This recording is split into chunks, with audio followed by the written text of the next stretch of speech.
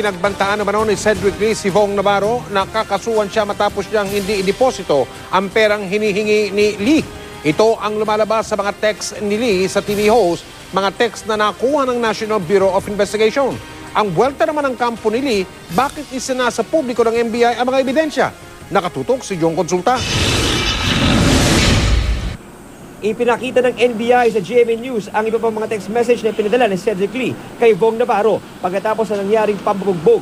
Sa text message na ito ni Cedric noong January 23, tiniyak nito na lalaki silang kausap basta't tumupad lang si Navarro sa pagdedeposito ng pera sa account ni Denise.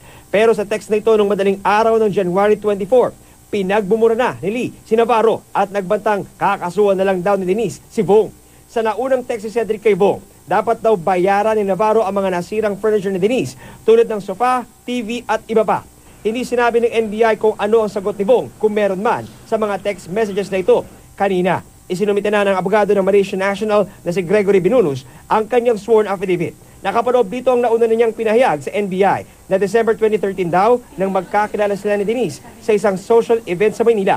Pagkalipas ng isang buwan, pumayag daw ang Malaysia National na patuloyin si Cornejo sa kondo sa hiling ng dalaga. Dapat makaka-add on yun to strengthen our case. We will just the same forward it to DOJ. Order the prosecutor to process. Palag naman ang kampo ni Denise at Cedric, hindi dapat naglalabas ng impormasyon ng NBI patungkol sa kanilang investigasyon para hindi magkaroon ng maling impresyon ng tao sa nangyaring insidente. Ako ay nalulungkot din na naman at hindi ko alam kung ano ang gustong pakita ng NBI. Bakit po hindi kami nasabihan? Bukas ng huling pagkakataon na ibinigay ng NBI para kay Jed Fernandez at JP Calma para humarap ito sa ahensya at ibigay ang kanilang panig kaugnay sa pambubugbog kay Vong Navarro. Sa oras na mangyari ito, inaasang isusumite na ng NBI ang kanilang final report kaugnay sa insidente. John Consulta, Nakatutok, 24 Oras.